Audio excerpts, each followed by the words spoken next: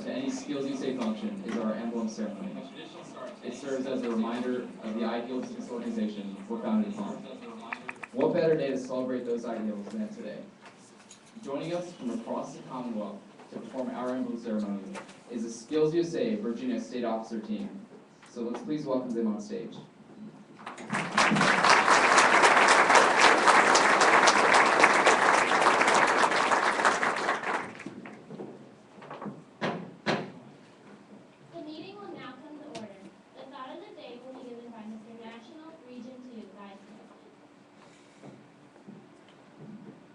The will to win, the desire to succeed, the urge to reach your full potential. These are the keys to unlock the door to personal excellence. Madam State Region 4 Vice President. The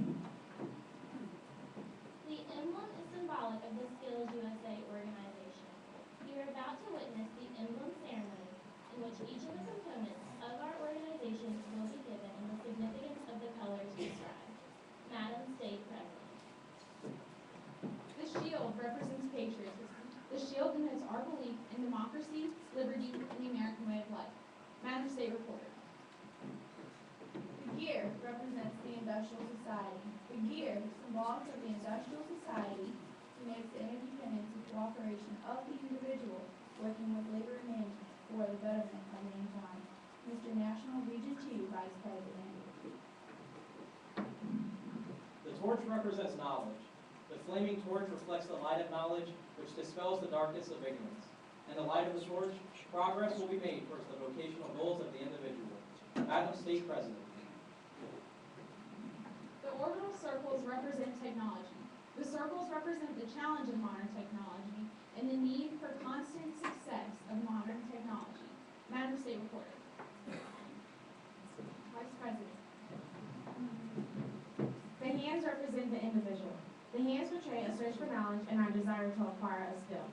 In the process of obtaining knowledge and skill, we will develop a respect for the dignity of work and become productive and responsible citizens. Madam State Region 1 Vice President. With the affixing of the golden hands, we have the final official color of SkillsUSA. The colors of the emblem represent our organization. Red and white represents the individual states and chapters. Blue represents the common union of the states and chapters, and gold represents the individual, the most important element of SkillsUSA. Madam State Region 4 Vice President. All of these components constitute our emblem.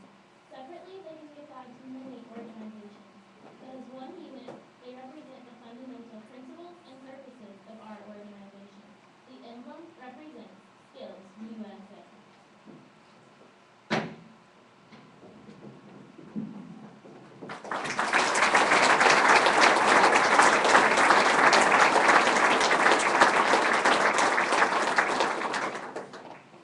So thank you to the Virginia State Officer team for performing our emblem ceremony. This 50th anniversary is something truly special for SkillsUSA. It represents the success of a quality idea that's grown through the belief and dedication of all its members, past and present, and the friends and supporters of our goals nationwide.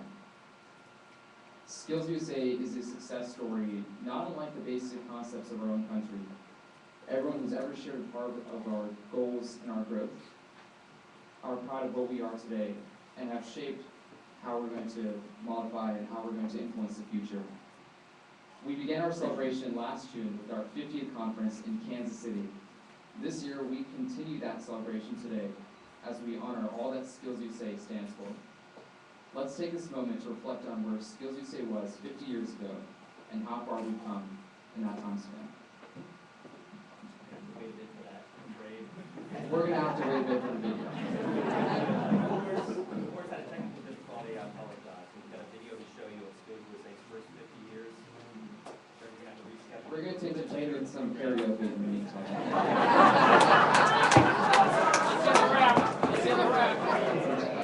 I mean, I can rap, so.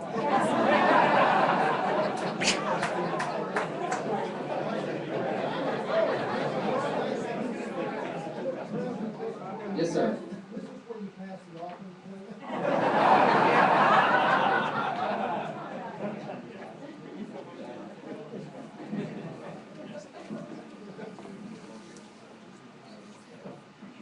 Keep going. Okay.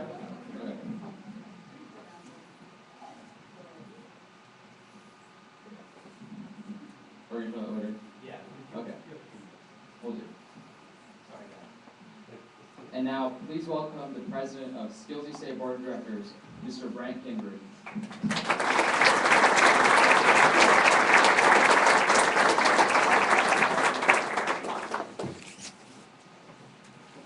Thank you so much, Ahmad. On behalf of the SkillsUSA National Board of Directors, welcome, distinguished guests, to our Founders Day celebration. I'm so proud to say I'm a product of SkillsUSA, and it's my distinct privilege to serve our organization and to serve on the Board of Directors. One of the many, many reasons why our organization is celebrating 50 years is because of Board of Directors and our foundation. Our current and past Board of Directors, and certainly our foundation, have played such a vital role in our organization fulfilling its mission of empowering our members to become world-class workers, leaders, and responsible American citizens. Our foundation plays such a critical role in developing partnerships, which is the lifeblood of our organization, and all of us are grateful for the work of our foundation. What our foundation is doing, helping to fundraise and build partnerships for decades. And our Board of Directors have been and will continue to be instrumental in the governance and policy. But more importantly, all of us are working together to help ensure tomorrow's high-performance workforce for the next 50 years. Could I please have our Board of Directors and Foundation stand?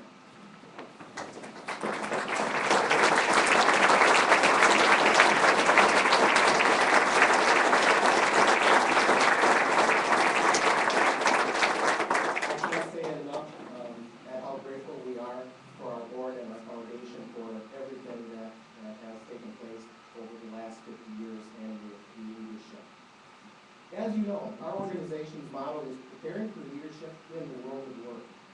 Since our founding in 1965, leadership has been at the foundation for what we are about.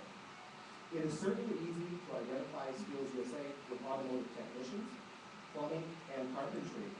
But at the core for what SkillsUSA is best at what we do is leadership and character development. As an intracurricular career and technical education program, character development is evident in every chapter across this nation in the form of local officer teams carrying out our SkillsUSA program of work. And what is truly magical about our organization is how we have married technical skills with 21st century learning skills and leadership development. SkillsUSA truly is where champions are made, and we've been preparing members to be both college and career ready since our founding. And speaking of champions, how fitting. For the first time in our 50 years, we are officially recognizing middle school membership, and SkillsUSA starts a new chapter in our proud history with a middle school division.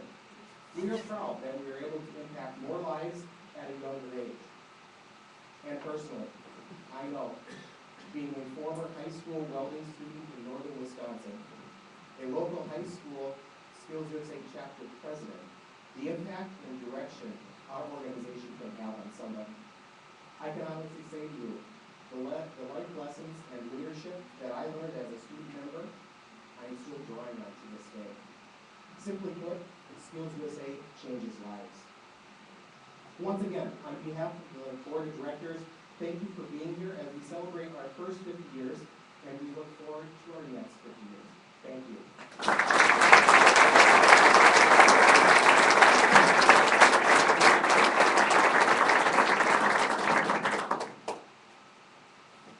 Thank you, Mr. Kingery. Organizations don't last 50 years without passionate people committed to carrying out a mission they believe in. And we are fortunate that corporate America is just as passionate about career and technical education and SkillsUSA as we are. They have been the key to much of what we have accomplished.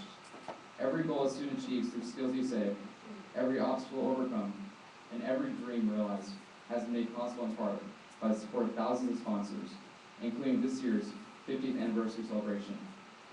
Our events today, tonight, were made possible by valued SkillsUSA partners. So let's take this moment to realize and recognize and also thank them. We would like representatives of following companies to please stand as we acknowledge your generosity. Air Products.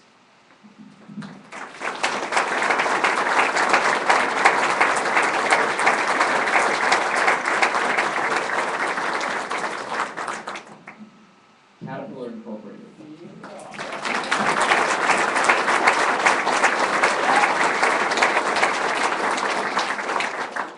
E-Group Incorporated.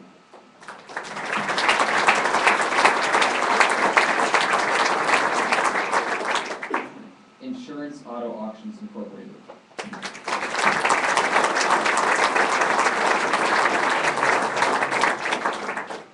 Lowe's Companies Incorporated.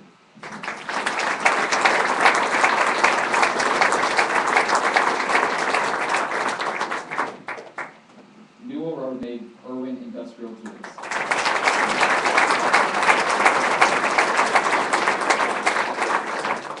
Snap-on Incorporated.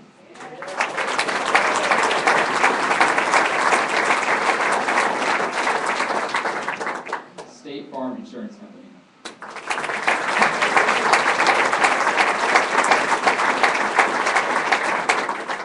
Toyota Motor Sales USA Incorporated.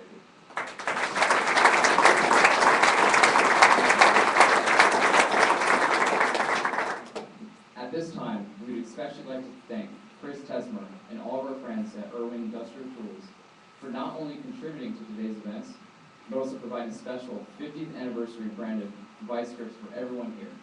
Thank you so much.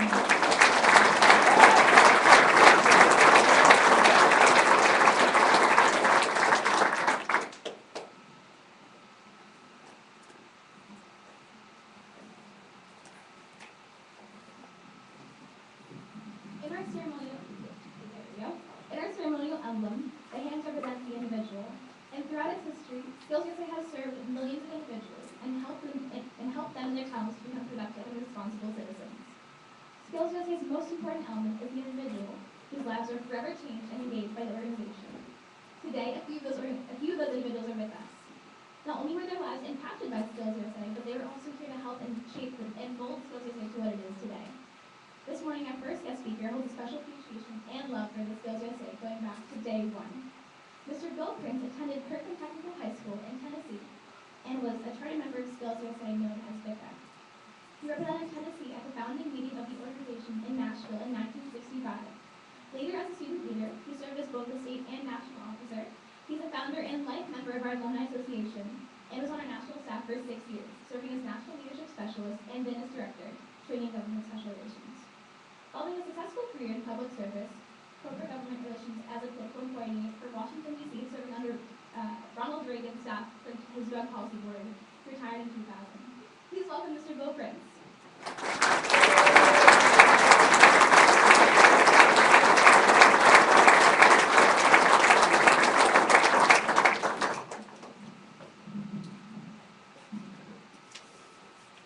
Thank you very much for that warm welcome. Clearly, I'm honored to be here this morning to represent so many people whose lives have been changed by this organization. Now, some of you I know, some of you I don't know, and some of you I think I know, but I can't remember.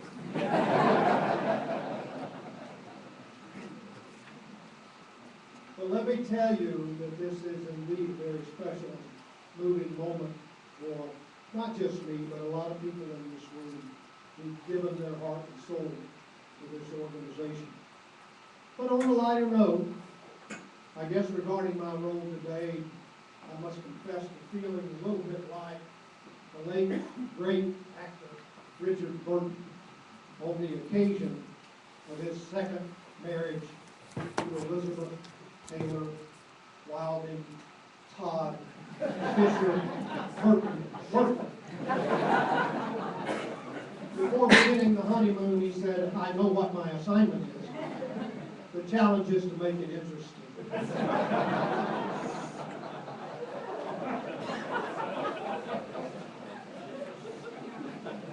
Since speaking briefly at the national meeting last June in Kansas City, I've had a number of occasions to reflect back on that founding meeting in Nashville in 1965. I am reminded when I do this of my favorite movie, and it's called Somewhere in Time. Now, some of you may have never heard of it, but some may have. And quite honestly, it's about a young man who goes back over 50, 60 years in time to experience the love of his life with a prominent stage actress at that time. Now, most people would hear that and say, that's a chick flick.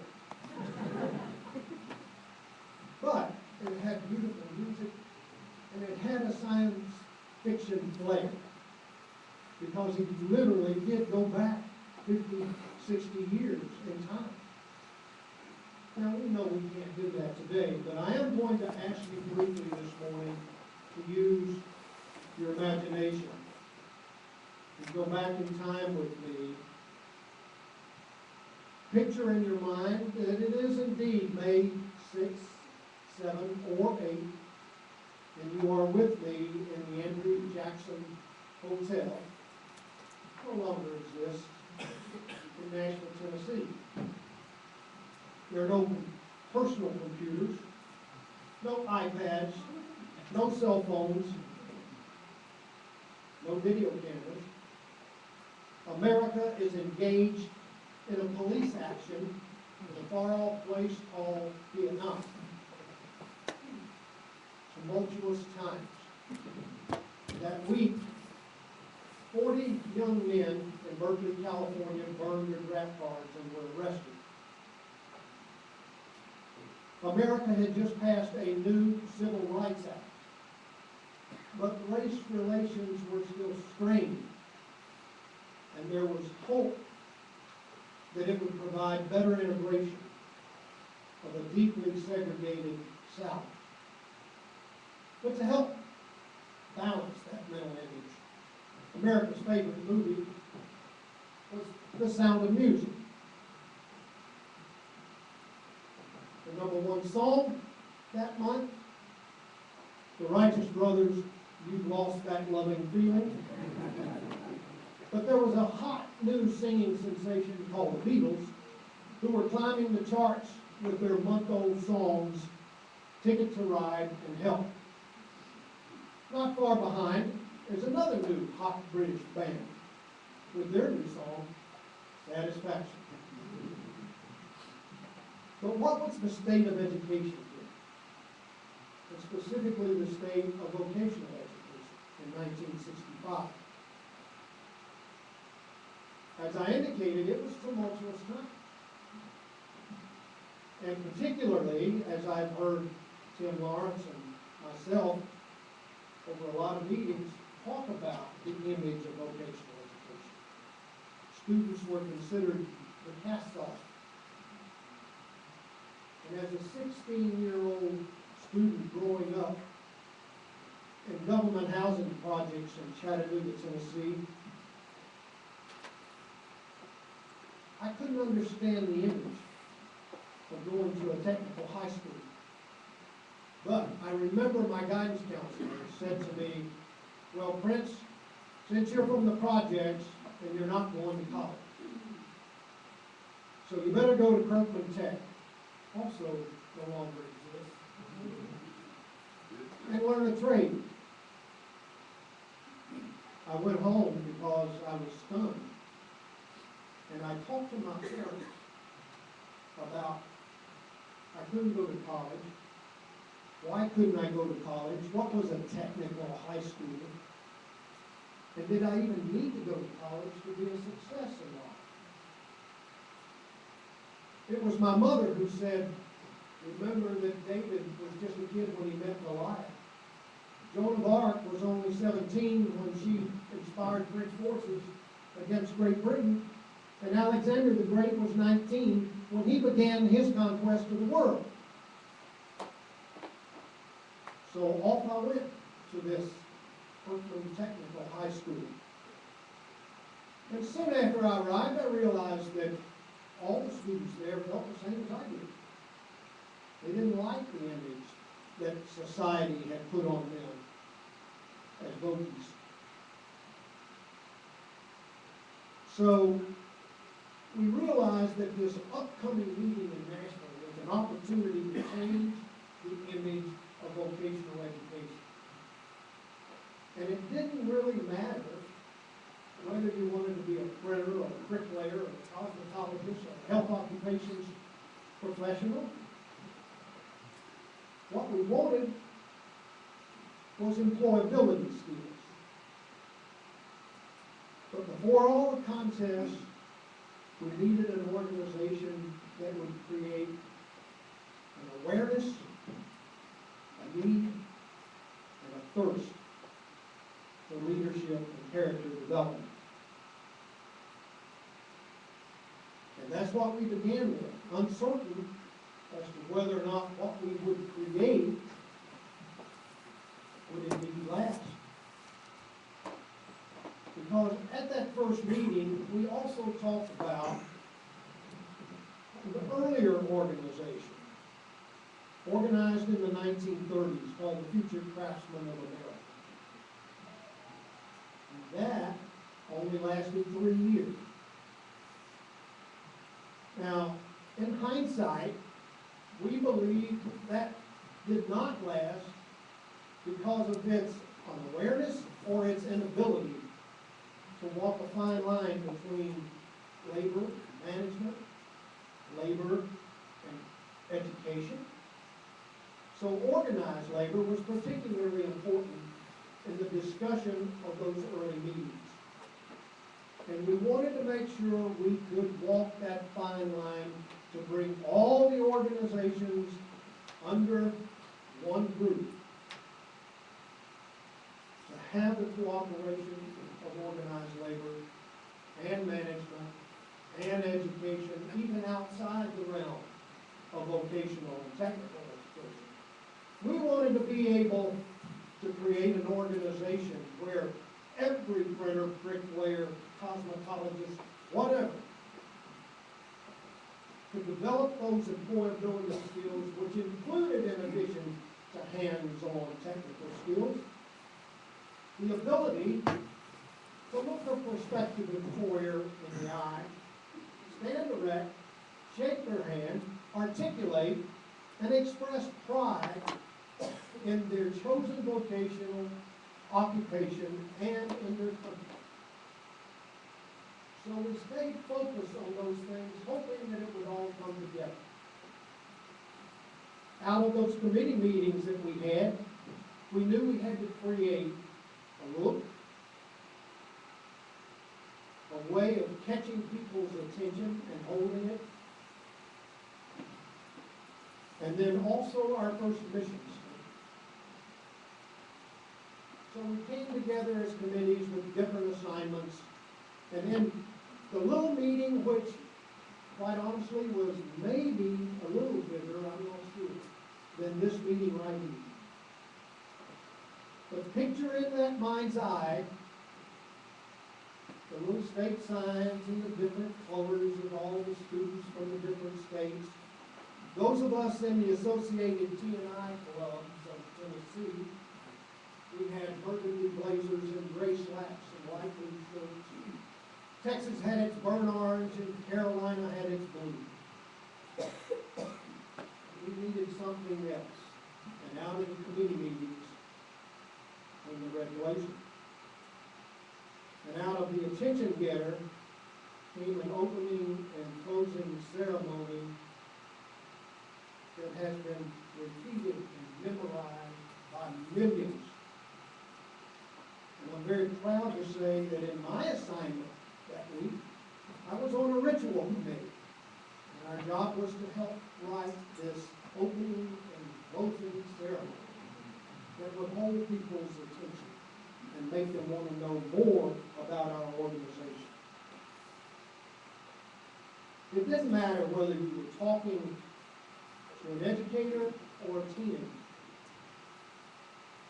What you heard from them was the need for leadership and the commitment to develop an organization that would last. Now, the adult educators that were there were not many, but actually there's probably a couple in this room that haven't admitted that yet, but they were there, other than me. But keep in mind, when you've got a Medicare card, it's not always easy to remember things 50 years ago. What I do remember was the dedication and the leadership provided by those adults. Now, they kind of stayed in the background, but not so far removed that they couldn't hear what we were doing, what we were saying. They provided input when asked, answered questions. They stayed outside the immediate area, but they were there if we needed help. And we remembered that over those 3 days. It all came together with that plan. First, we want to do some concepts. But clearly that takes a lot more outside support. So there were no skills competitions.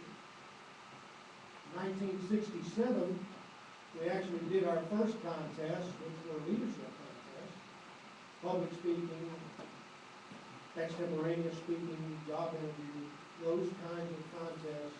We began in Columbus, Ohio, at the Neal House, I think.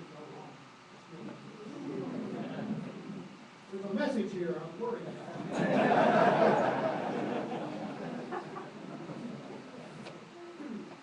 But we knew that we had to work, and we would set an agenda those 3 days that an organization would want to stay the course over the long term in order to make the organization survive and thrive.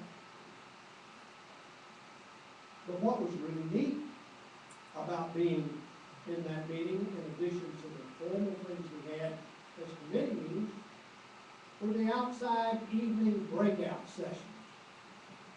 We could walk around and hear 5 or 6 students from different states having conversations. Once again, with those educators standing in the background, listening, observing, guiding. And I think over the years, I can point to literally thousands of examples of belief that this dream would work, a belief that this just might catch on. I want to share with you a couple of those examples. I remember there was an advisor, an elderly man from Johnson City, Tennessee, named Pappy King. And he insisted, as he got into his senior years, that he wanted to be buried in that red blazer. I also remember an adult advisor in Pennsylvania by the name of Regis Holden, who so believed in this organization that his own 3 children each became national officers of this organization. That's belief. I saw our first national female president, William Register James, becomes national officer, and then years later,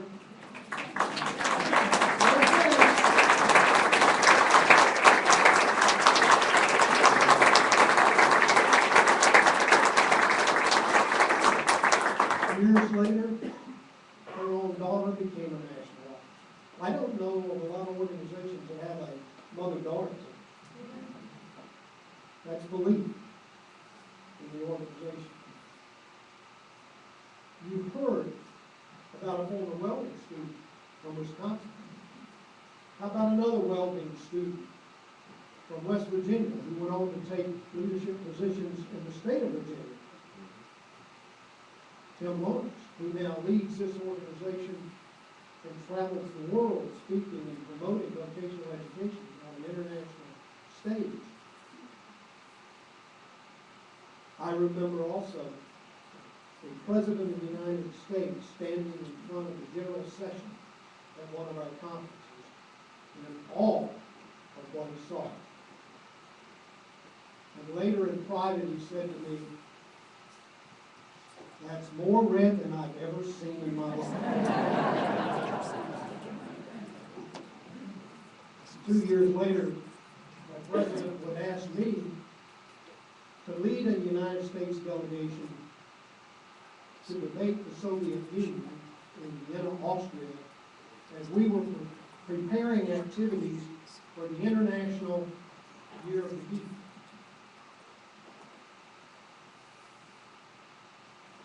I guess as I look at those examples, and I can cite literally hundreds of them over the years,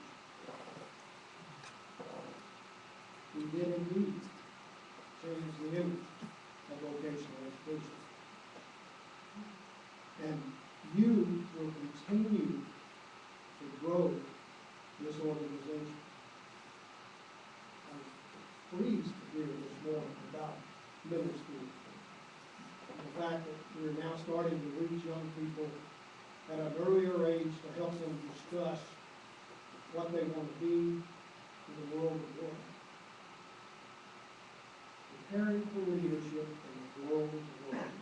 We wrote it 50 years ago, and we have lived it every day since then. And to our surprise, it's worked. The organization has worked. Lives have been changed. But going back, if you will allow me, going back to that meeting in '65, as I close, I would like to say to you, there was an incident as we were leaving on the last day. And for 50 years, I have looked at this organization, listened to this organization, and loved this organization. And it all goes back to an event in that hotel lobby. There was a gentleman from Georgia, an adult educator by the name of Mark Davis.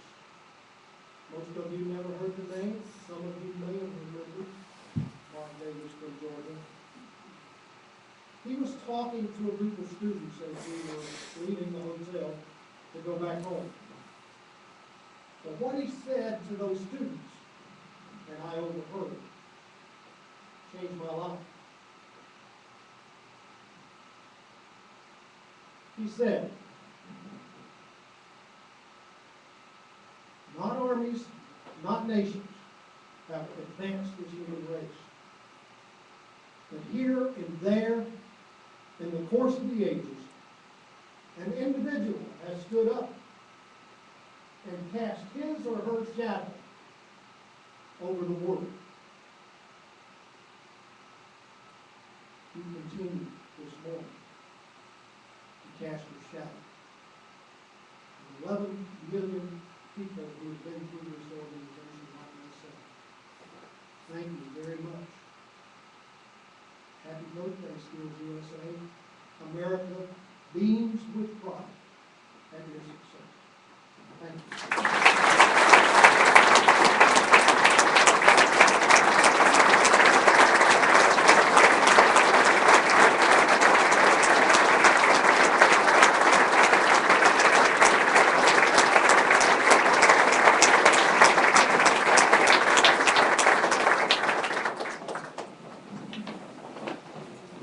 Thank you, Mr. Prince.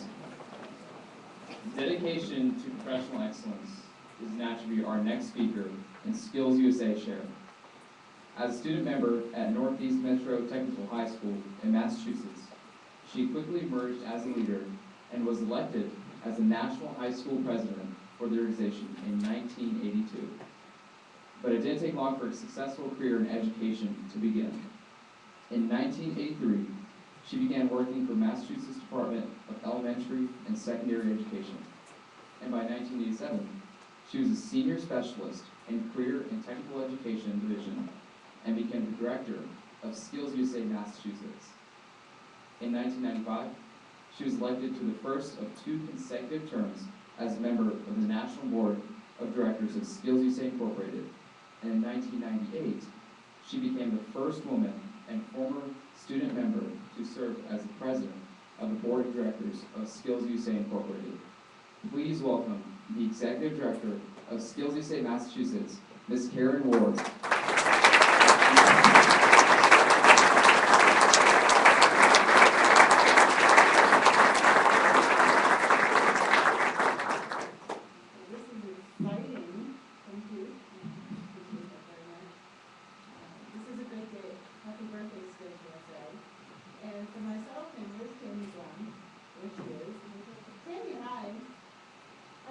Celebrating our 50th birthdays this year, and we've always felt that it was an honor to be the same age as SkillsUSA.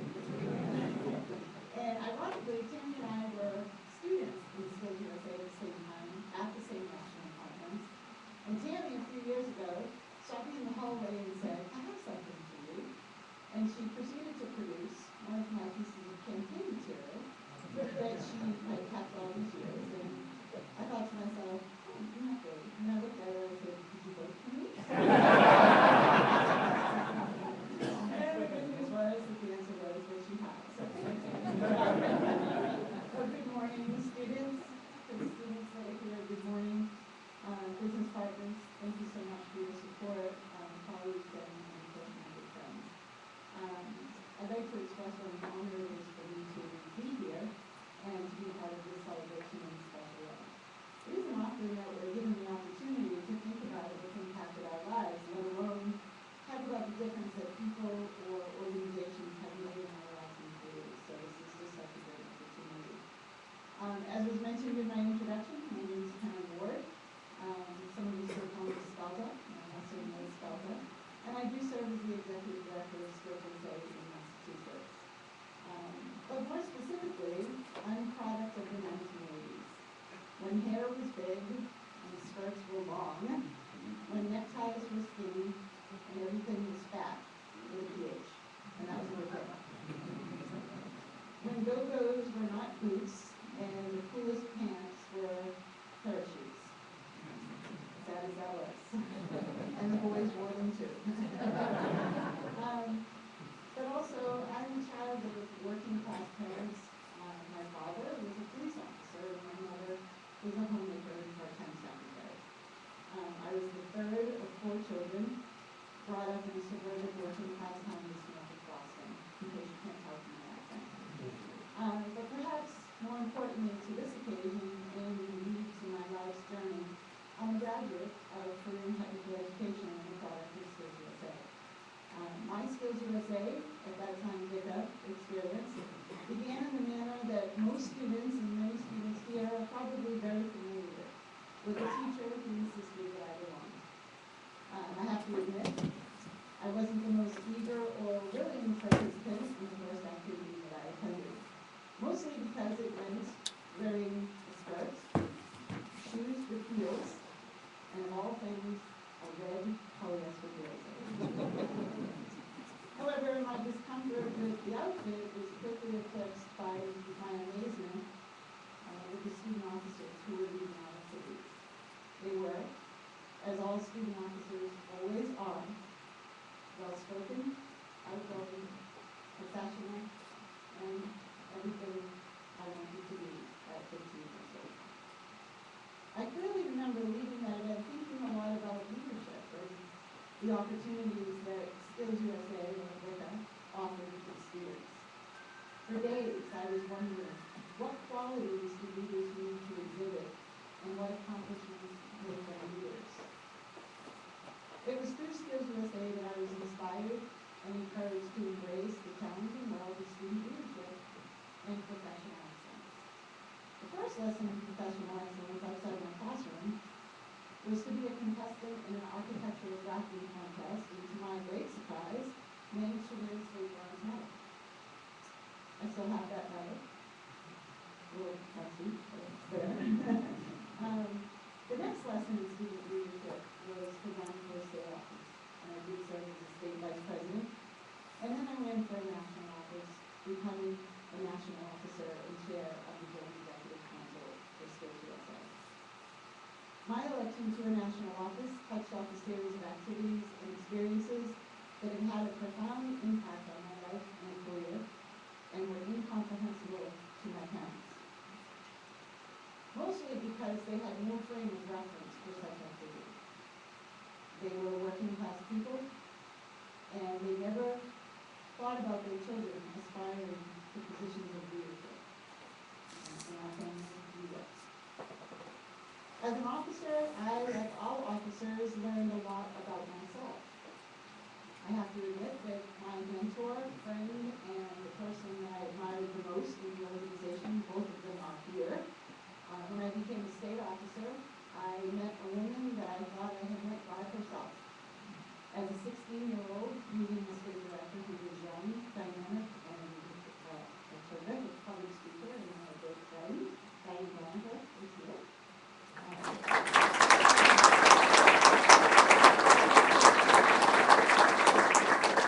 Ironically, we have daughters that are the same age, and they're both ladies, so that's kind of fun. But also, the great Monica Prince was my national officer advisor, and how privileged I was to be part of his tutelage and learning to be a young professional under a man who certainly exemplified that every single day of his life.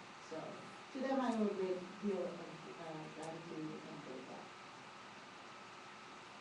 The time in the organization's history that I experienced SkillsUSA was what we like to call the middle years. And from a student perspective, it was clear that I was part of a growing and respected organization. From the perspective of career and technical education, the 1980s were a time of great impact. We were on the precipice of major change. On April 26, 1983, President Ronald Reagan stood before the press and television cameras in the state dining room of the White House and held up a report titled A Nation at Risk. 18 months in the making and written by the National Commission on Excellence in Education, the report examined the quality of education in the United States, and its findings were anything but stellar. Our nation is at risk, the report boldly declared in its first sentence. Over the next 36 pages of that report, A Nation at Risk sharply criticized the state of America's schools and called for sweeping reforms. The report touched off a firestorm of finger-pointing and blame-fixing, and soon the blame centered, as it always does, on secondary education, and specifically, much of it on career and technical education. Simultaneously, I was amidst my service as a national officer, and the report became a rallying call for SkillsUSA. In June of 1983, our students were engaged through the House of Delegates to provide a response to that report. And in the fall of 1983, during the Washington Leadership Training Institute, SkillsUSA went to the White House and presented the Secretary of Education, Carol Bell, the report, A Nation at Risk, Students Respond. The response report illustrated all the good things being done in vocational education. It provided perspectives from students about their education and about their participation in this organization, how they felt about being part of SkillsUSA and about being a career and technical, or at that time, vocational education student. The Secretary accepted the report and praised SkillsUSA for its attention to the details and timely feedback. However, this was not the Secretary's first interaction with SkillsUSA, because on June 29, 1983, he accompanied President Ronald Reagan, who served as the keynote speaker for the National Leadership and Skills Conference in Freedom Hall at the Kentucky Fair and Exposition Center in Louisville. This date is forever etched in the granite of our history as a major turning point. And it is etched forever in my mind as one of the best experiences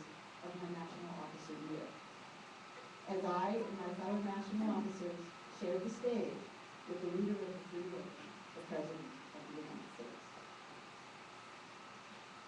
This event became a major turning point in our history because of the words that the President spoke that day.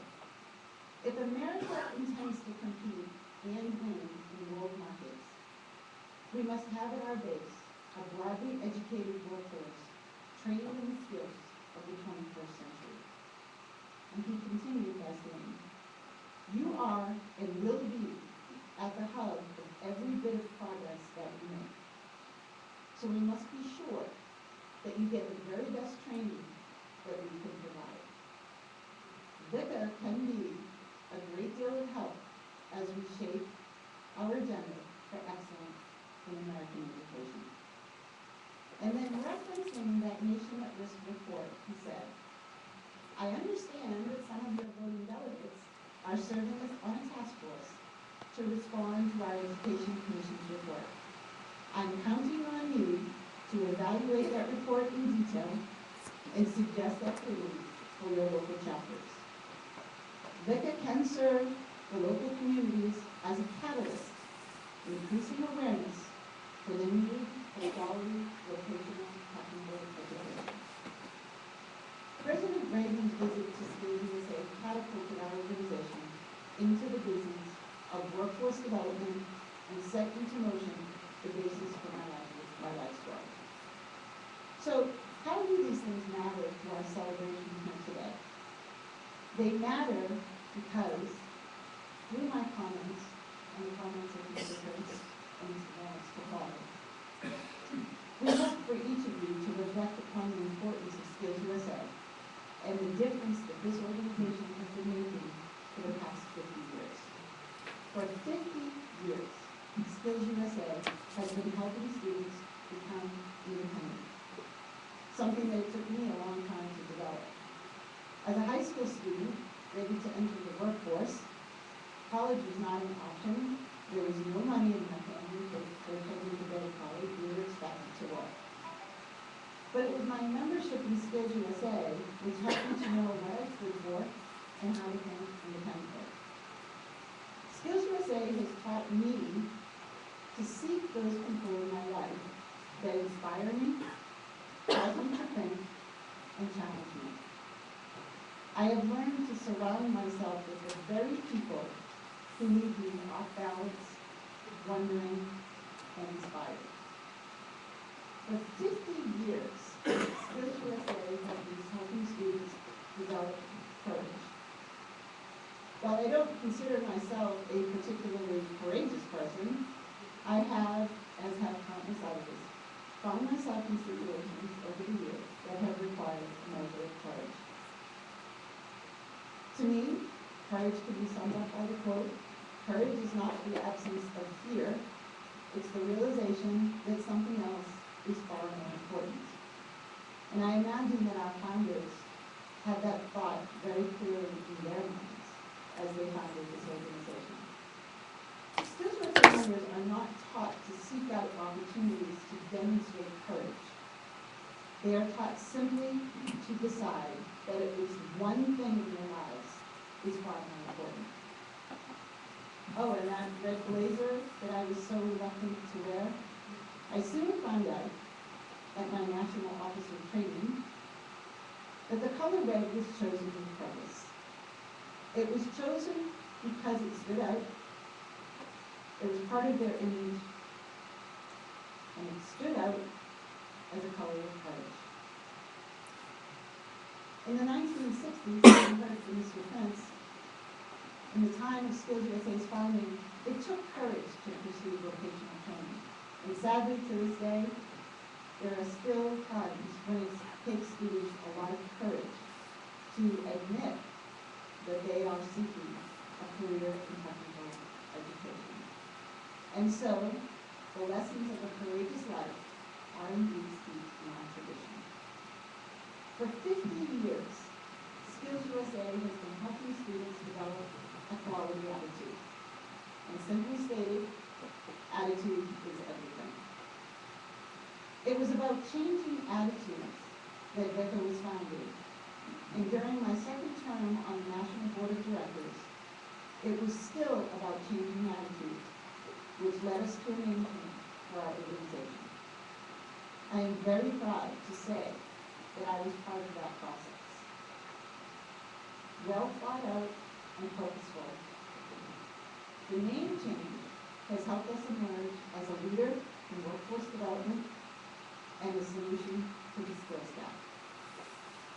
It is a fact that my signature appears on the official documents which cross the bridge from River to SkillsUSA. It was sort of my John Hancock moment. Although I'm pretty sure there's no mural depicting my signing. And I'm sure there's no insurance company bearing my name. But still, it is a fact that makes me feel good. And finally, for 50 years, SkillsUSA has been helping students network. We hear that word often, but what does it really mean? Well, in SkillsUSA, it's the people and the opportunities created through involvement. As today's SkillsUSA directors, my colleagues that are here, national staff, business and government partners, international friends that join us, we have a responsibility to work for and support quality opportunities for the next generation of skilled workers. It's the debt that we owe to our founders and to those who gave us our opportunities. I know there are many more former members and former national officers sitting in this room who can think about that advisor, the one that said, you will and you can. It's the debt we owe to those people, and it's also the dream that we should have for those who come after us.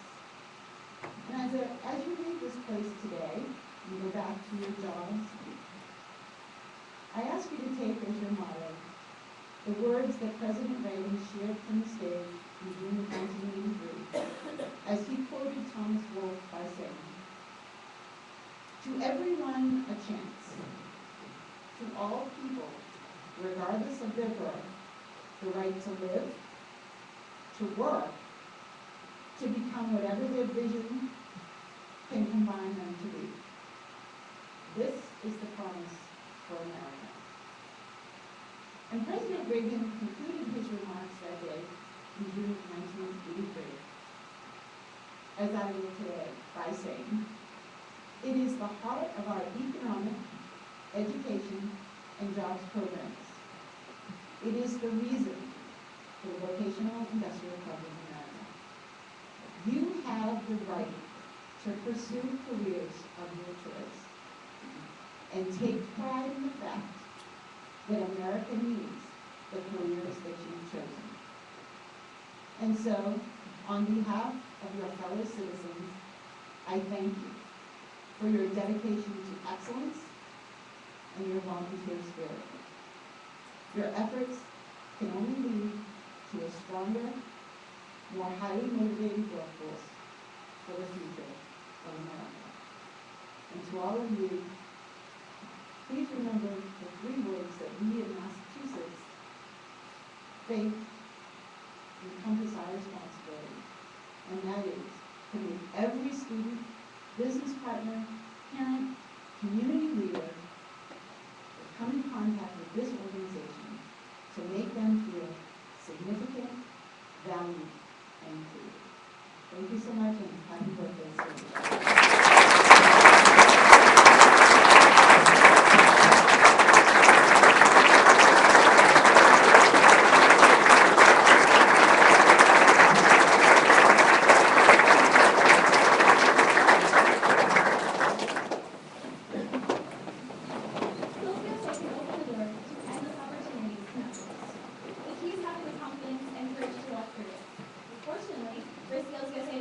One man did just that when he crossed the threshold and ignited the spark on elbows.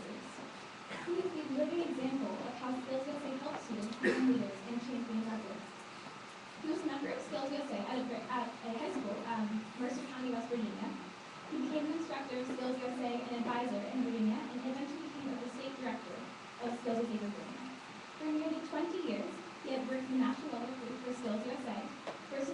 President, Officer, and now as Executive Director. Because of his leadership, SkillsUSA has risen to new levels of success and continues to make a difference in thousands of lives each year. His passion and dedication not only to SkillsUSA, but to all of its members is unmistakable, limitless, and unmatched. Please welcome Mr. Tim Lawrence.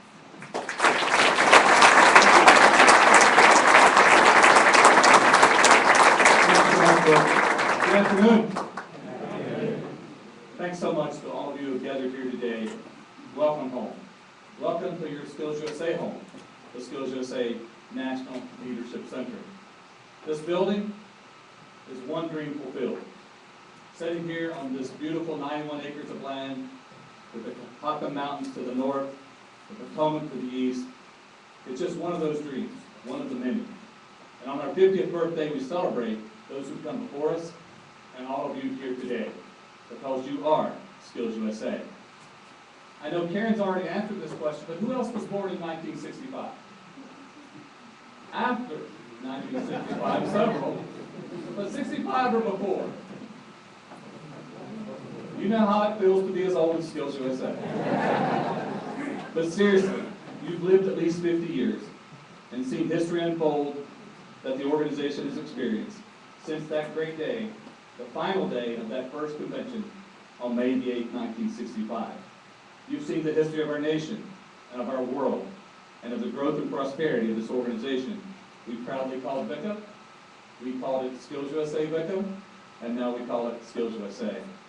And what you've seen has been amazing in so many ways. There's so many people to thank today. The first group I want to thank is absolutely the most important. The students. You're why everyone in this room is gathered and why so many have done so much for so long, for so many. Students, would you please stand and be recognized?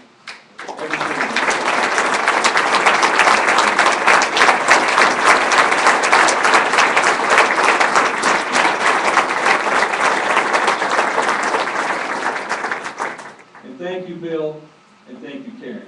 You've helped us relive so much of the history of this great organization. And Bill mentioned some of the founding documents and even the emblem that the students and you and I all wear so proudly on our blazers. That history much of that history is displayed in the hallway behind you. So be sure as we wrap up today to take a look at some of that history. A big thank you to the people who really make SkillsUSA work at the state level. The most dedicated and hardworking group of people that I know. They're all amazing. And those are our state association directors. With the state directors in the audience, please stand.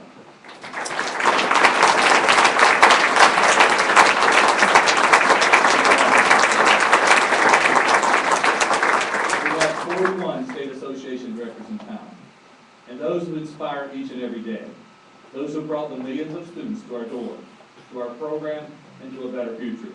Our instructors, our advisors, and the administrators who stand behind them. Would you all please stand and be recognized?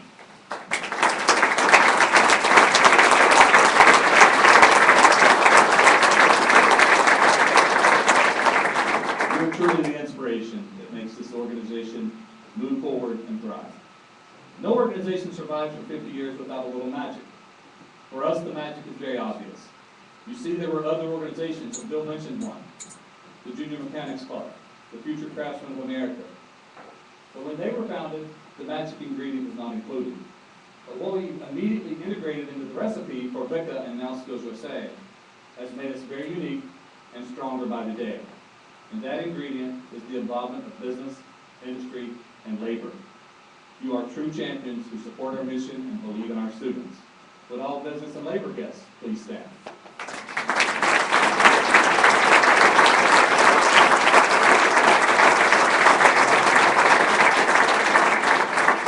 There are so many people to thank, and please know we'd love to recognize everyone in this room, but there's just not enough time. But last, and certainly not least, we've grown and prospered because of a dedicated national staff, past and present. From the 200 delegates who attended that first meeting in Nashville, Tennessee, to this summer in Louisville where nearly 16,000 will attend. From that first year of membership, 1965, 1966, 29,534 members. This year, over 360,000. A small but mighty staff has endured and led the way. The average tenure of the staff in this building is 16 years, and our combined service is 475 years. Would our staff, past and present, please stand.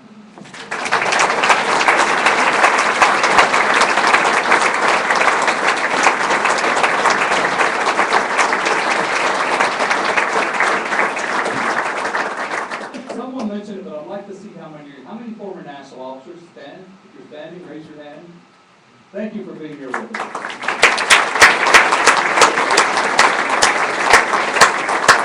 So many special people who volunteered. Last year's National Leadership and Skills Conference logged 60,000 volunteer hours.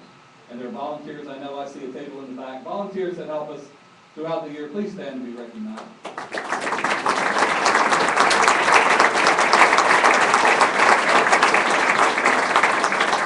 So we're here to commemorate our founding, the founding of the Vocational and Industrial Clubs of America.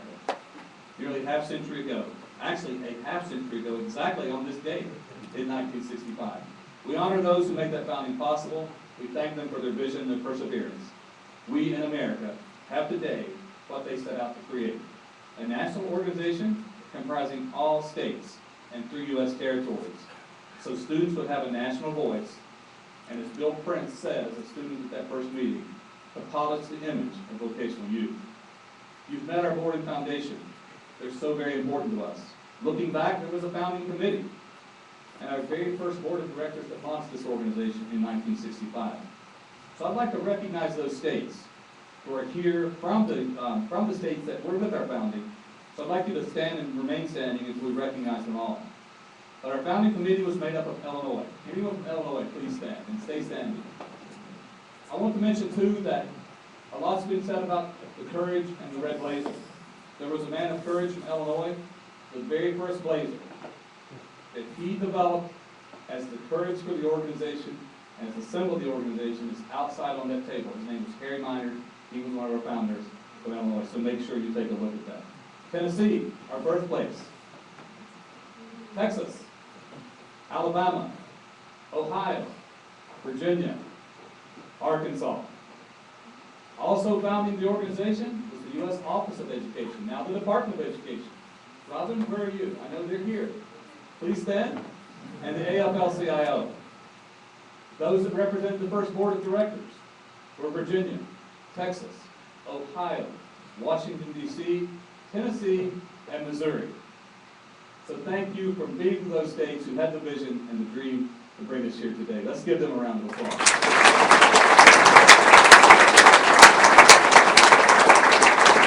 And there were 2 other very important organizations that were so important in our beginning. The American Vocational Association, now called ACTE, doesn't even office space in Washington, D.C. with our very first national headquarters, so we could get started and have a national presence. So I know Leanne is here, and Michael from ABA, now ACTE. And our very first financial contribution, $500 cash money, came from the FFA. And the FFA is here. Steve Brown, where are you? Oh.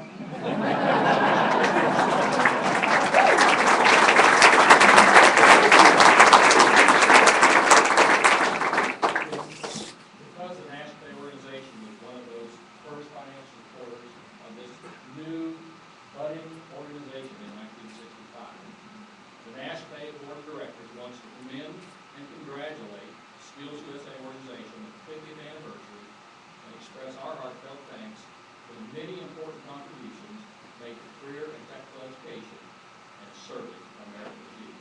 So on behalf of the board, we'd like to present you with this proclamation in recognition of the 50th anniversary.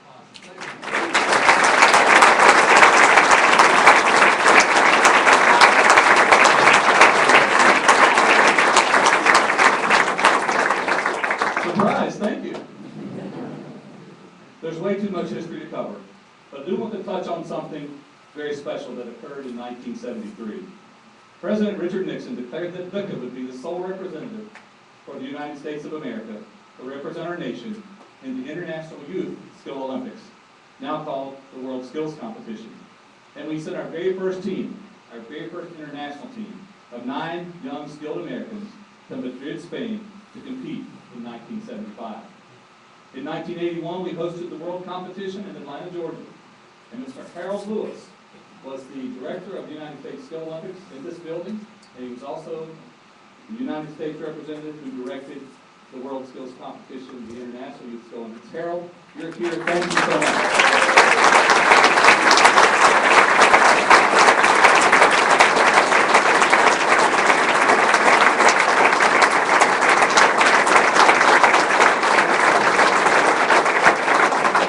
So great to see you here.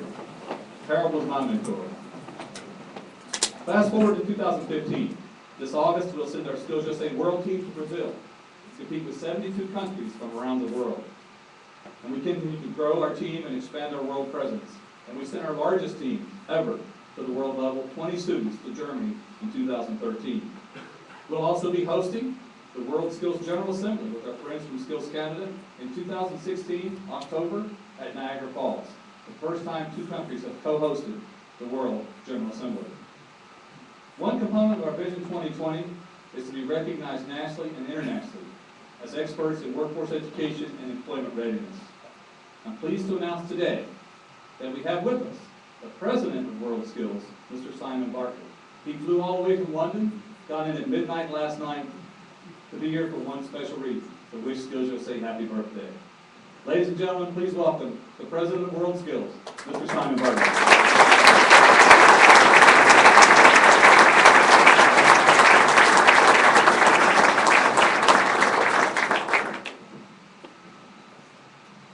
Friends, board of SkillsUSA, foundation board, staff, Tim, SkillsUSA, supporters of SkillsUSA, and of course the national officers of SkillsUSA.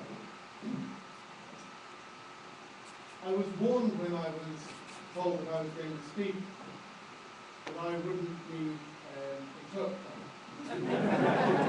Because I was told that whilst we are two separate nations these days, we are no longer divided by a common language. However, James, if you're having difficulty understanding me, please speak to Bill, who seems to understand what I'm saying.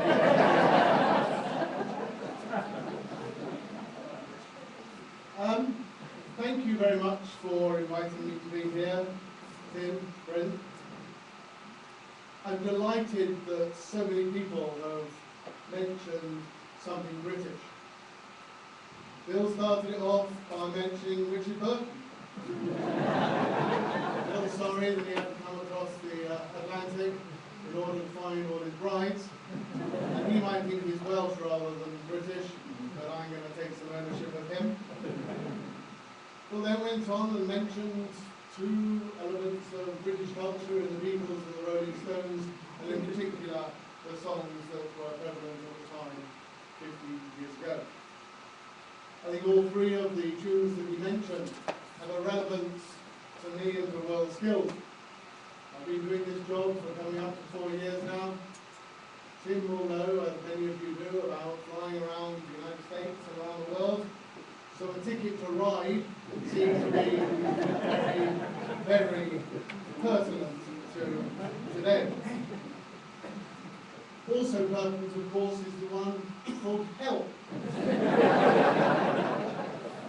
And whilst many of you will realise at the end of my couple of minutes here that I need all the help in timekeeping and public speaking that I can get, help is something that we in World Skills and you in SkillsUSA and other countries who make up our 72 other members give each other.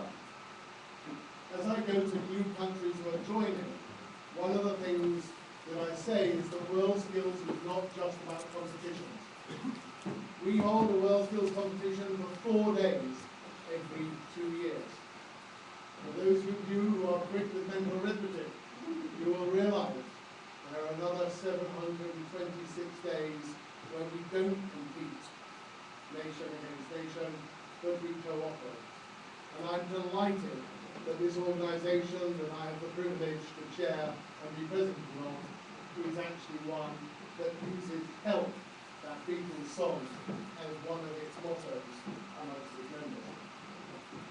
However, it would be wrong of me, even though I am a Beatles fan and not necessarily a Stones fan, though I do realise the Stones are still going a lot longer than 50 years ago.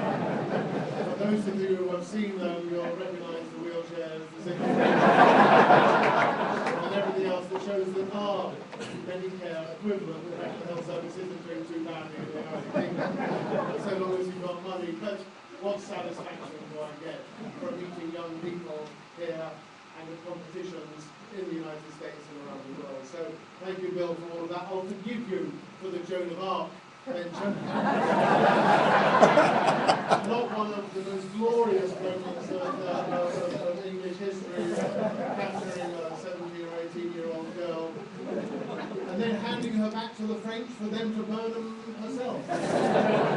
So we didn't actually do that, we just did the middleman operation. And I feel far be it from me to say that. Tim's mentioned Calgary, how delighted I am. But Tim and I first met back in, I think, 2007 in Japan.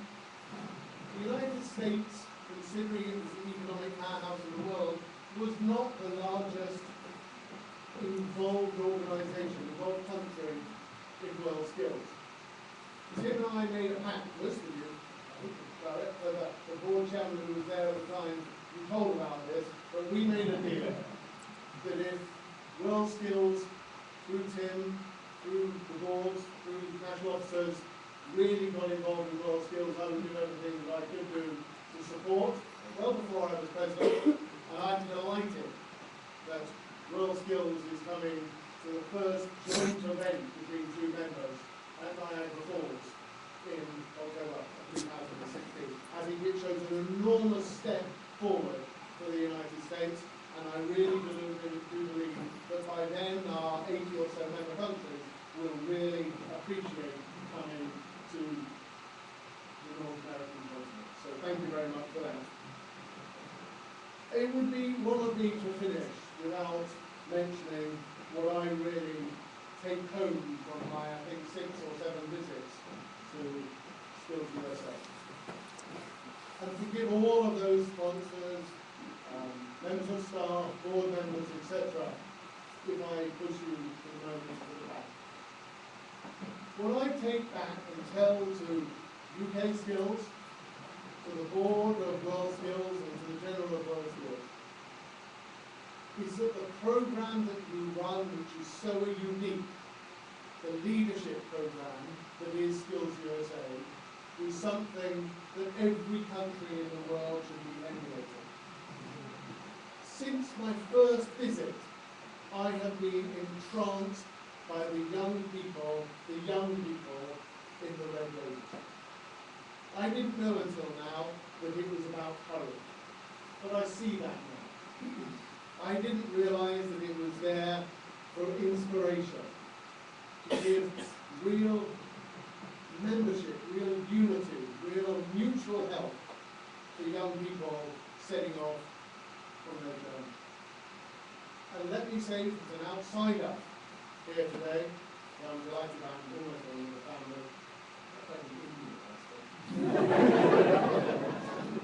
What really, really, really gets me coming back to the United States is your young people and what you do with them, both out in the field, in their local areas, but also when they become national officers. And I really think that the rest of the world will learn from that, because one of the things that Tim and I have done most recently is we are setting up a World Skills Champions Trust, and Tim has agreed, subject to final agreement, that they will go, the board of those champions, that Champions Trust, will come here to be trained in the same way as you have so successfully trained your national officers. And I thank you.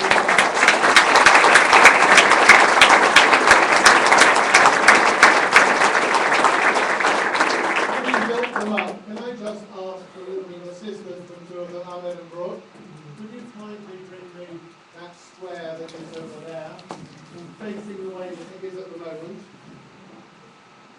I hope that you will invite me back in the next 50 years for your 100th anniversary. I look forward to sitting at the same table as Bill. I also look forward to drinking whatever he drinks, because I have to tell you, I want some of that. However, from the board of World Skills International, from the membership of World Skills International, from the Secretariat of World Skills International, and from me, may I ask, perhaps Brent, would you come up here together with Tim and receive not a card, but a simple present from World Skills International to SkillsUSA from the World Skills family as a little token of our admiration and thanks to you.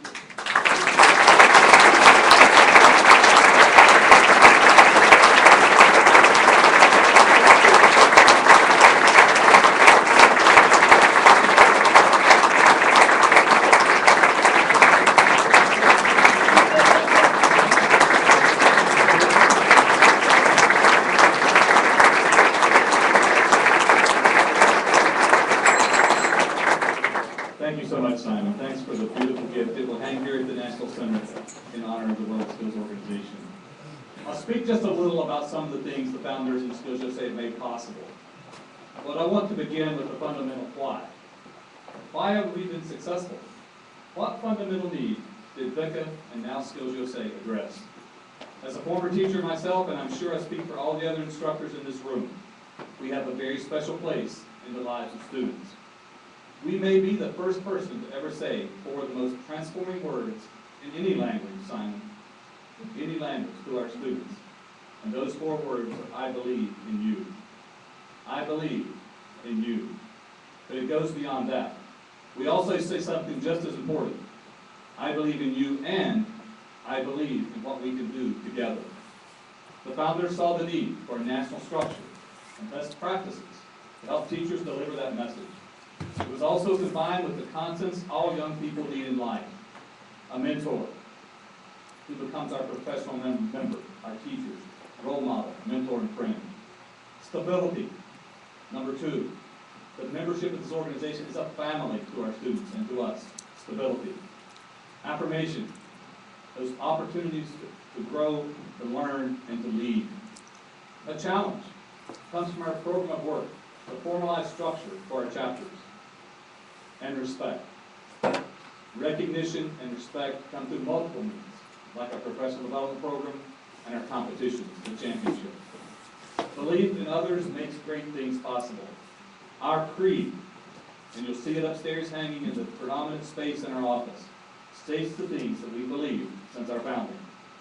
I believe in the dignity of work. I believe in the American way of life. I believe in education. I believe in fair play. I believe satisfaction is achieved by good work. And I believe in high moral and spiritual standards. At its heart, SkillsUSA has developed ways to have teachers tell their students, I believe in you, and I believe in what we can do and have done together. What a difference we have made. We think the 5 big things that have happened as a result of this organization over the 5 decades that we've existed are really special. From that spark to fill the fundamental needs of students and teachers, it has grown to an association of national and international consequence that has served nearly 12 million members and thousands of businesses, industries, and communities. So what are those 5 big things? Number one, we've established a nationwide network. We're connected to business and industry, to education, to labor. We have a board of directors and a foundation who lead that network. We have a website and social media, the model for local chapters and state associations, and we have our alumni. Number two, we have established a network of employability and leadership training, our program of work which was core to the founding. Conducted in over 17,000 classrooms across this country, a nationwide applied learning method of leadership and teamwork, award-winning curriculum, a new framework to guide student and chapter development, our magazine, our conferences, the professional development that students receive, and standards of excellence for our chapters and our states. Number three, I think the difference we've made is in civic engagement. Thousands of community service activities at core to our program. The one thing that every chapter will do well is serve their community. Students use their occupational skills to serve. They learn the importance and the rewards of volunteering. Corporate America supports us with grants, and all kinds of in-kind support to make that possible. We have SkillsUSA Week, the National Week of Service. Hundreds of students receive the President's Volunteer Service Award every year, and service activities during our national and state conferences. Number 4, a skilled workforce. The championships. Started in 1967, primarily to honor students. Today, it's the world's largest skills competition. This year, 16 football fields, 1.3 million square feet in Louisville. $35 million invested by business and industry. And industries engaged from the local level to the international level. This championships completes the circle from learning to practicing, competing, and back to learning for everyone involved. Our world team, competing at the highest level. And we serve 130 occupational titles in this program. If you look at the American workforce, that's 1/4 of the jobs in the U.S. economy. And finally, advocacy, number 5, representing career and technical education. From local school boards to Washington, D.C., and increasingly internationally. Our Washington Leadership Training Institute. This year, 401 students visited Congress with their teachers. Since 1966, that long line of red blazers has been marching on Capitol Hill so students can tell their life-changing stories about what career and technical education and SkillsUSA has done for their lives and for their communities. The news media, often a leader in education initiatives and showing how we fit into STEM education and non-traditional inclusion and diversity and special needs with our industry standards. We've been a force in education and become a part of policy. In many places, our students are the face of career and technical education. So that's quite an accounting. I believe the founders would be well pleased by the list of accomplishments. They might even be a little bit surprised. But in closing, I must admit, I'm also often surprised. I'm proud of what this organization, its members, and its supporters is capable of doing and what we've built together. A nationwide partnership of students, teachers, and industry, working together and dedicated to ensuring that America has a skilled workforce and a place where every student can excel. To me, our success is based on the vision of our founders. They chose to focus on what was important to teachers and do the right things exceptionally well for students.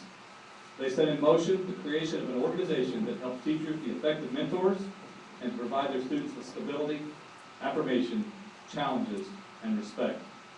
On this 50th anniversary of the founding of SkillsUSA, let me say, I believe in you. I believe in what we can do, what we have done, and what we will do together. Thank you so much for being here with us.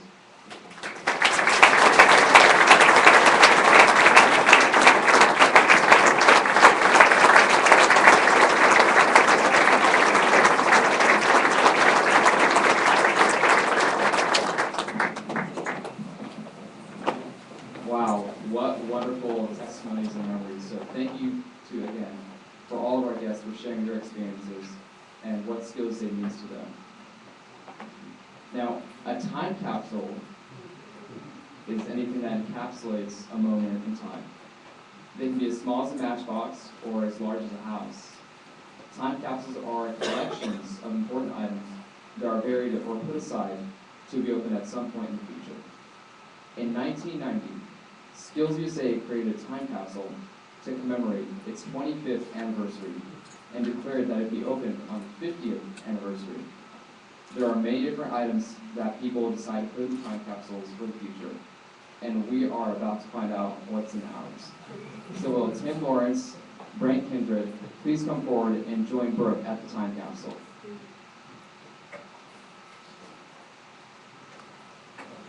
I'm going to give you a count to threes.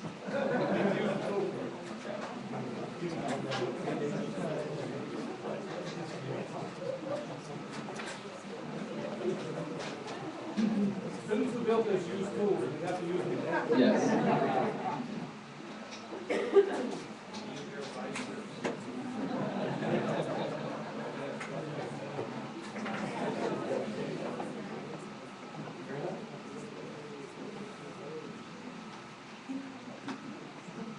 Have you ever seen the movies where like they open the time capsule and like a skull falls out or something?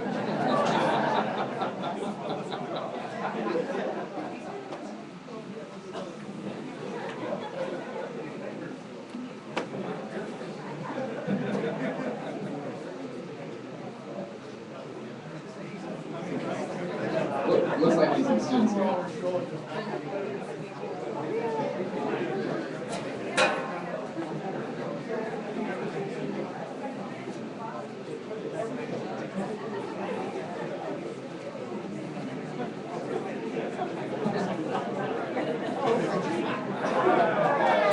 One, two, three. There we go.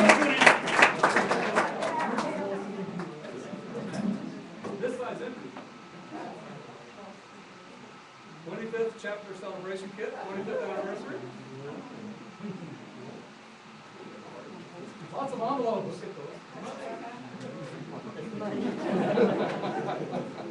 Okay, it looks like we have state envelopes.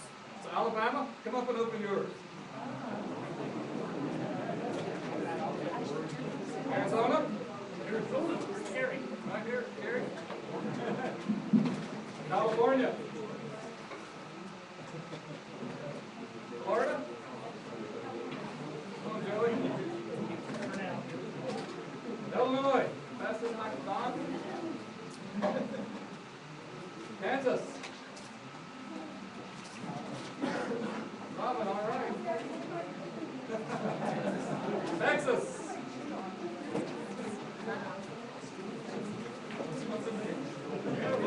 Maryland, where's Chuck?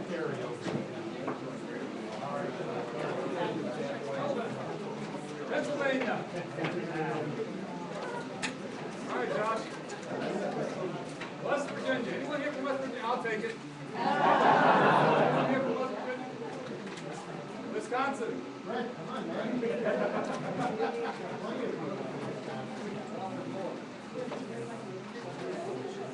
Tennessee. This is a big one.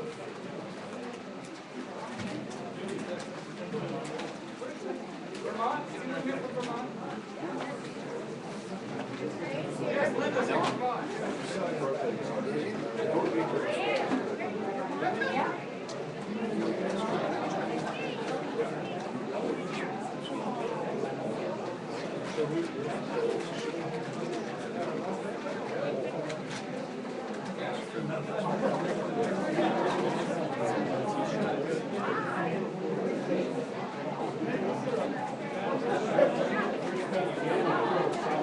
And also inside the capsule, a certificate from Piedmont Technical Education Center in Culpeper, Virginia, which Dr. Ross, I think, no longer exists.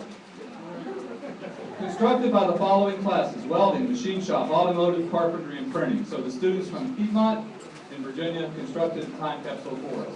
So states, enjoy your memorabilia, and let's display it outside at the end of the program so everyone can see it on the table what we have. This is awesome. Thank you.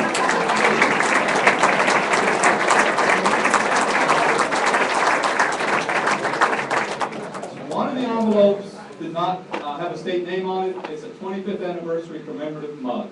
So we'll display this outside as well. All right, Ahmad, I think we're going to run the video. So we fixed our technical difficulties, and we'll now play the video. By the way, this time capsule is going to be repurposed. So states, when you come together in August, bring stuff for the new time capsule. The video.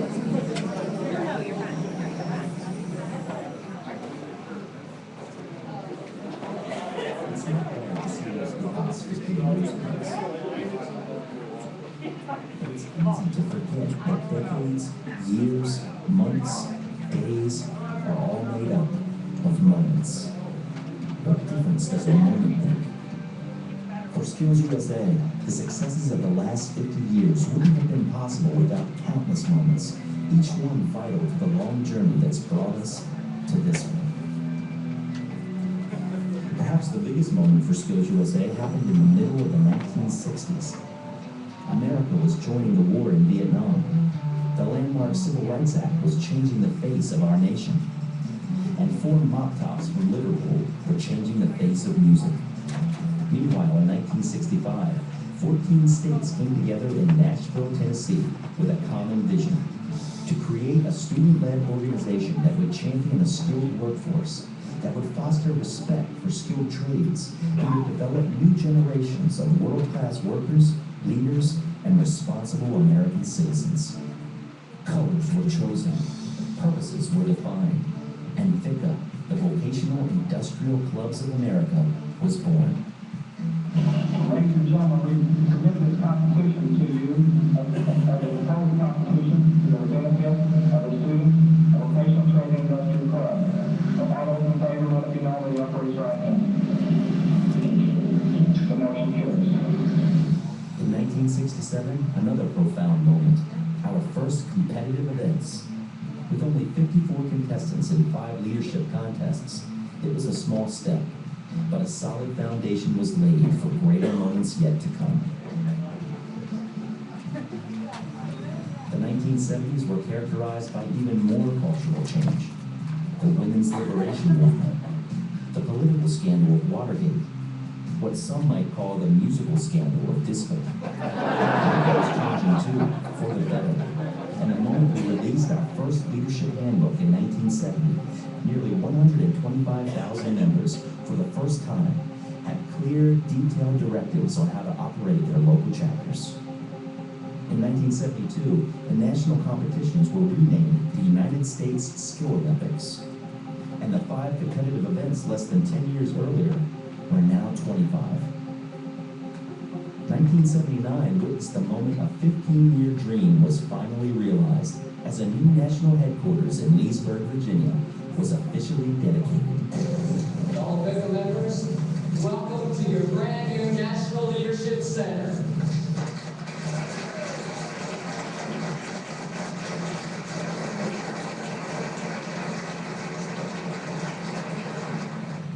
In the 1980s, more indelible moments. The assassination attempt on our president shook our resolve. The launch of the first space shuttle sparked our imagination. And the musical melting pot known as Live Aid reminded us, if only for a moment, of the strength in humanity's hands when they're joined together. In 1980, VICA strengthened the bond between industry and students with the creation of the Youth Development Foundation, helping to ensure that classroom curricula was in line with industry demands. Membership passed the 250,000 mark, and in 1983, one of the organization's most enduring moments, as a fully recovered President Ronald Reagan delivered the keynote address at our 19th National Conference.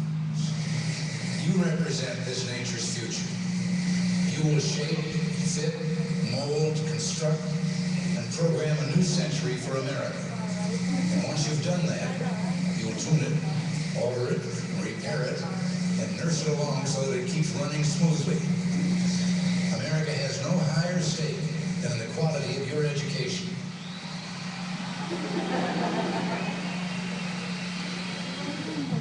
In the 1990s, it was business as usual. Change. The Soviet Union dissolved. America fought in the First Gulf War. Grunge and hip-hop dominated the airwaves.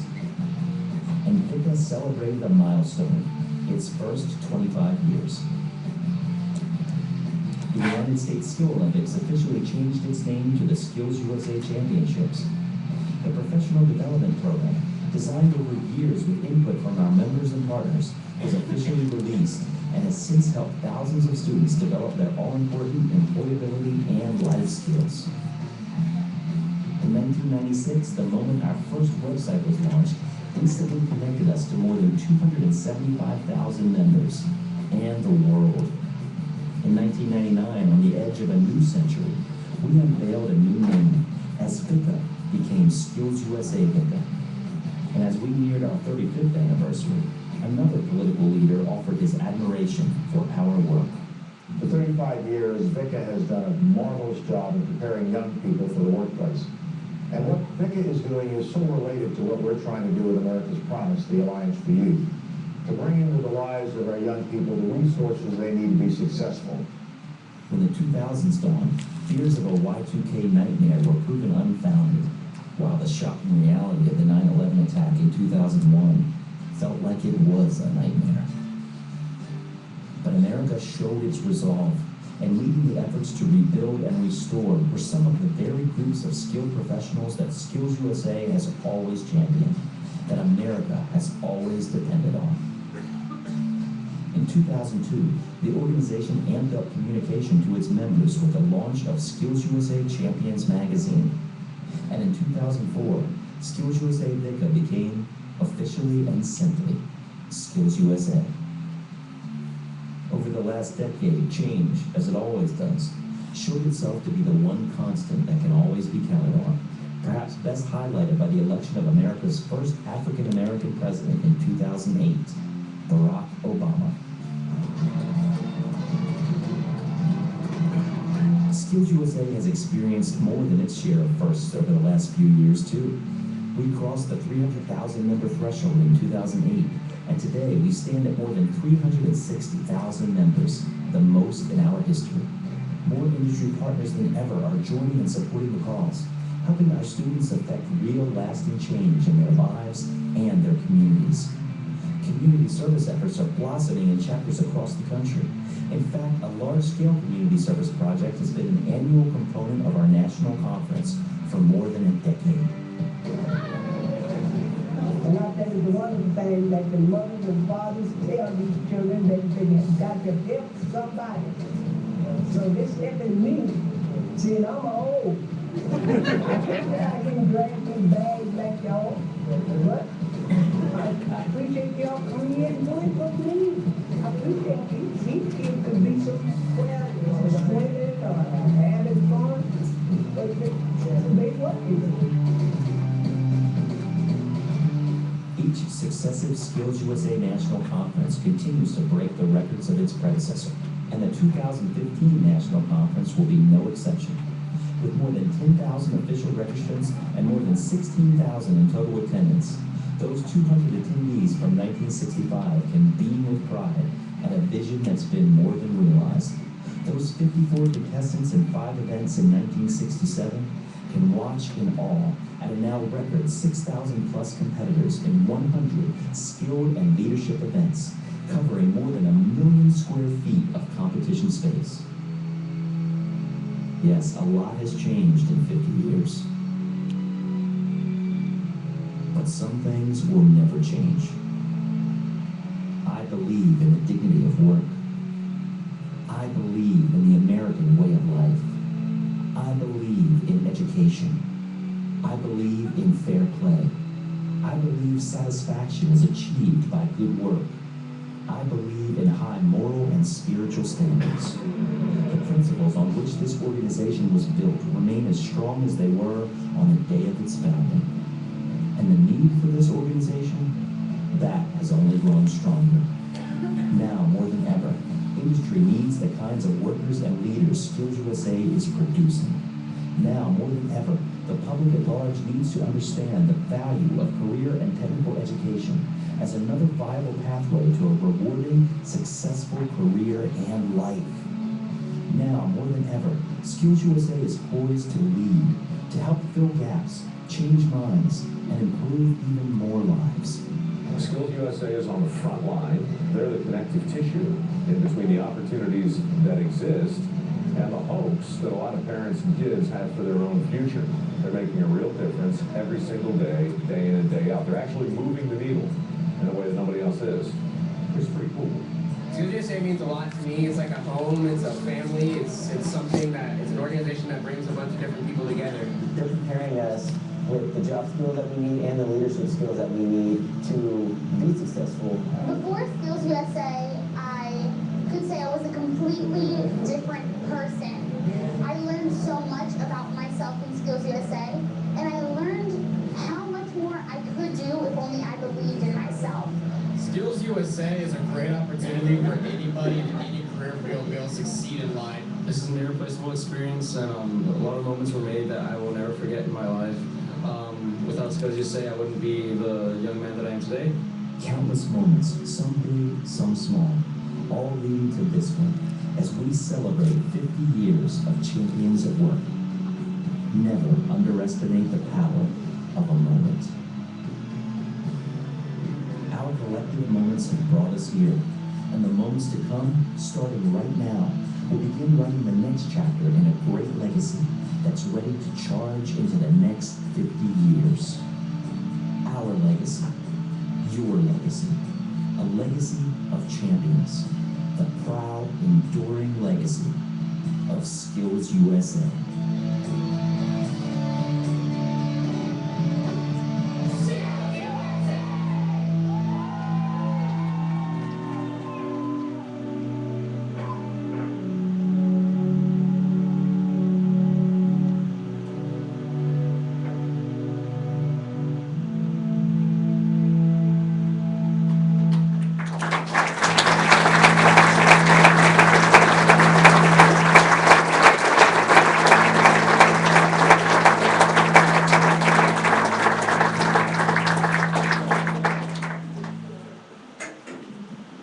Thank you for that amazing video. In just a few minutes, we will enjoy lunch. I know I sure will. To conclude our celebration, I'd like to share an old folk story. On the morning of his 50th birthday, a prosperous merchant sprang out of bed with a grin. Singing and whistling, he saddled his horse and dressed in his finest clothes. "Where are you going so early?" said the wife. "Today, I am 50 and grateful," he laughed. "Today, I shall ride back down the road and thank all the people who made such a difference in my life and in my career." Hearing this, the merchant's wife threw herself on the ground and burst into tears. "Why so sad?" he asked. "The road back is long," she cried. "You will never return." It's true. The road back to 50 years is long, but most of us will take it for the opportunity to thank all the good people who've made a difference in all our lives. People like you. Today, there are 11.9 million students and advisors who would gladly have been here to say thank you to all those who have helped create and shape a remarkable organization that made such a difference in people's lives. And on behalf of those students, national officers, and all the students who benefited from this organization, thank you for helping to change our lives.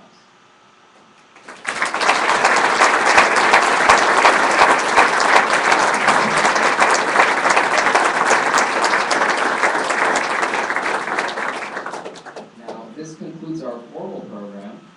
A buffet lunch is available in the gold room, which is in that direction.